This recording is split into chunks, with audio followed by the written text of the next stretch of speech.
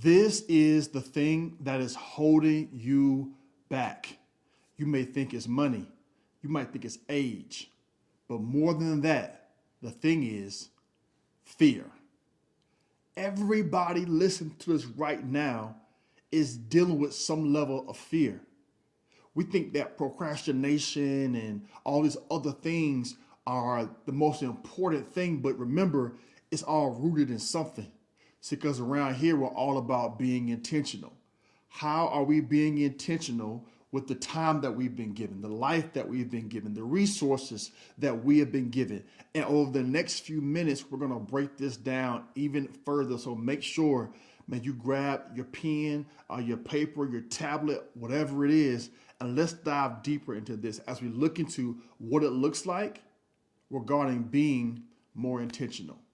You may see me look down a few times because I have a few questions here that people have asked me on an ongoing basis as it relates to fear. Because fear is always showing up. Fear is always poking in your business. Fear is this invisible thing that you can't really see, but you know that it's present. Isn't that the interesting part? That you don't always see it, but it's having this effect on you. It's impacting how you think. It's impacting how you view relationships. It's impacting how you view your money and wondering, will I have enough or not have enough? Will I have enough to fund the next project for some of you? Will I have enough to provide for my family? There's always this idea of fear and what is going on. So why is this keeping us back so much? At a surface level, you would think it's about procrastination or I have bad habits. Like that's the thing that's holding me back. And that could be an area. But understand that all these things are still rooted in fear. So again, nearly every single week, somebody's asking me questions that relate to fear. It's the fear of getting started. It's the fear, again, of not having enough. Even this is the fear of, will this cause me to become someone that I think I can become, but I don't want to hold up that standard of what it means to be that person?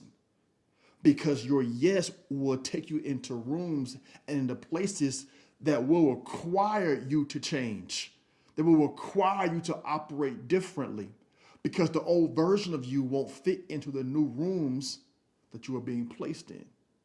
So fear is the thing that is keeping us back. Fear is the thing that has this grip on you and is holding you on an ongoing basis. So the reality is, where's this fear coming from? Let's get into it right here. Where is this fear coming from? Think about this for a moment.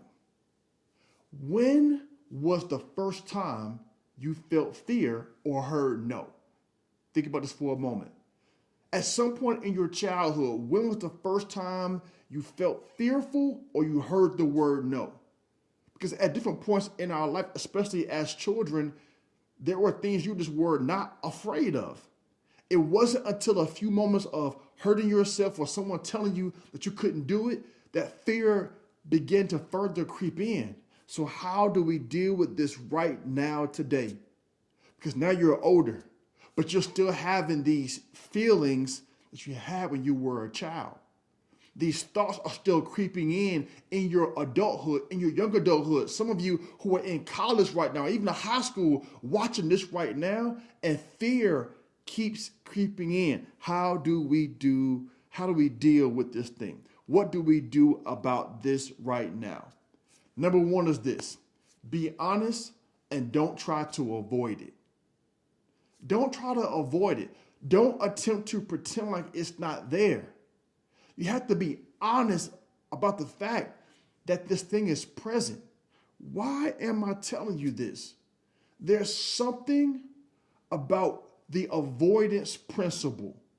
When you stop trying to avoid things and you recognize that it is really there, it is there that we receive the clarity that we need to begin to move forward.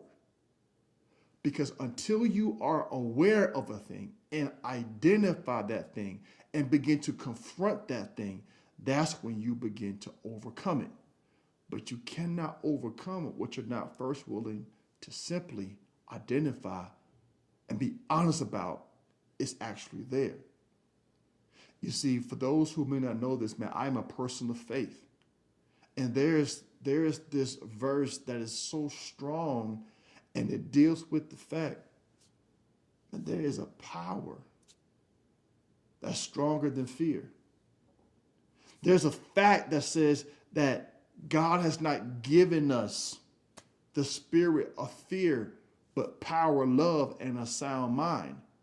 So because fear deals with a spirit, again, you can't always see it. You don't even know it's always there. So there are some things that your mind will tell you that you are afraid of and fearful of, and you can't even put your hands on it.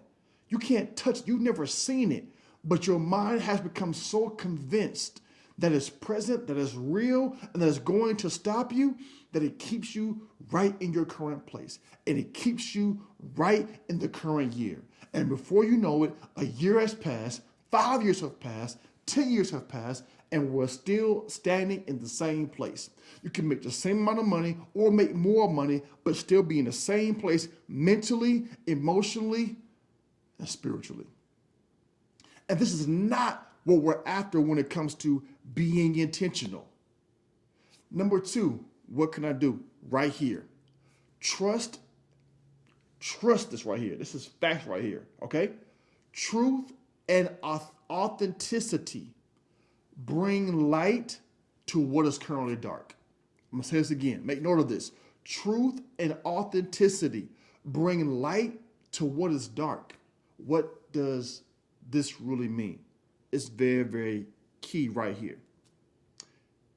When it comes to your truth, when it comes to the truth, let's clear that up real quick. When it comes to the truth, when it comes to authenticity, it forces some real conversations.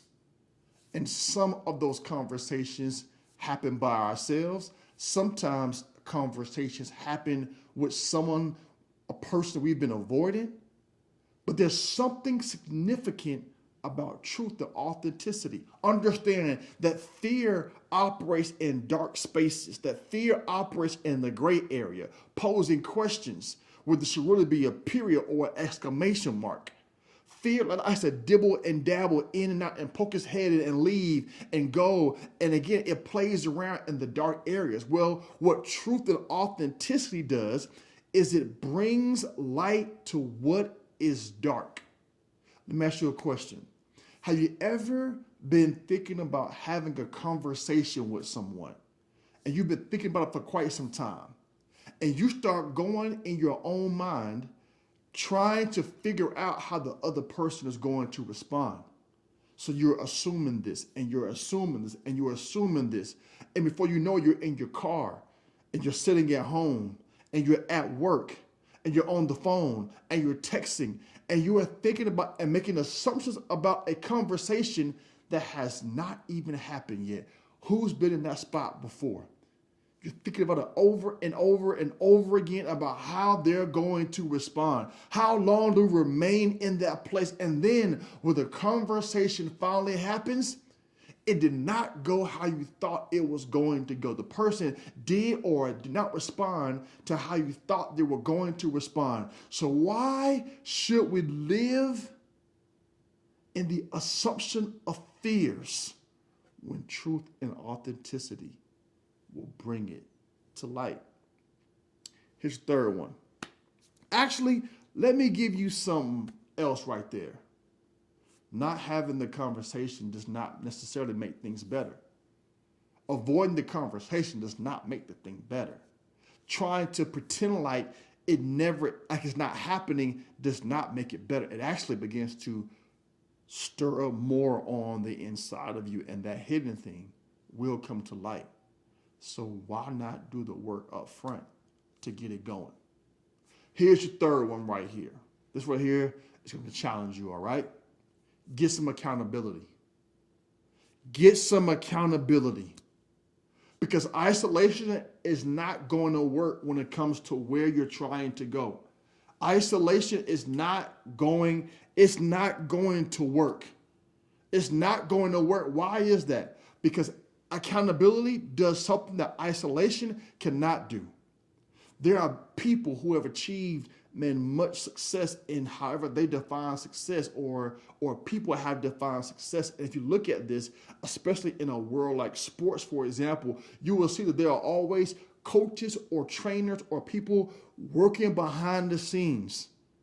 There's always somebody behind the scenes who may not be in front of the camera, but they are a person behind the scenes working one-on-one with this person. I don't care if it's an individual sport, it can be boxing or gymnastics or tennis. It can be a team, a multi-team sport like a soccer, baseball, basketball, football, hockey, whatever it is. There's always someone working behind the scenes helping that person to get better. So what isolation does, isolation says, I can do this on my own. I don't need anybody else. And that's why you're stuck.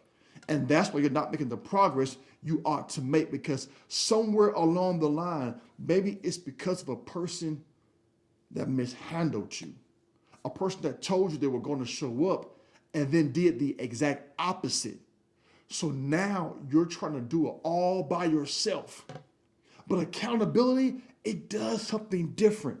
Accountability says this. Accountability says, I'm going to hold you to this word. I'm going to hold you to what you said you were going to do. So we run from accountability because we don't want anybody to hold us to a standard that makes us better. So we rather attempt it in isolation than to be honest, truthful, and just admit I need accountability. And if it was me, this is what I literally do. You have to pray to God that God will show you the right people that are meant to hold you accountable. Because everyone cannot hold you accountable. But the right person with the right mindset and with the right spirit can hold you accountable in a way that it always displays we are doing this not for their own personal benefit, but so that what's on the inside of you will come out. The thing that God has planned for you will come out and emerge. And that's what we want. And that's where we are. And that's why we're going to be more intentional. Question. Of these three things, which one do you need the most? Of these three things, which one do you need the most? Do you need to first just identify it by being honest? Do you need to start walking in truth and authenticity? Or are you missing accountability? Which one of these things are missing in your life? I encourage you to take some time to dial it in and look at it and to figure it out, because you can no longer afford to be stuck where you are. Your life is too expensive for this. God has too much planned for your life to remain where you are. So man, take off the gloves, take off the Band-Aids, take off all the things you're hiding behind, the mask, take off the pretending, and expose the fear, and begin to walk in the truth and accountability that is needed, because the authentic you is ready to emerge and will no longer be held back. This is another session of being intentional. Let's keep it going as we continue to grow together.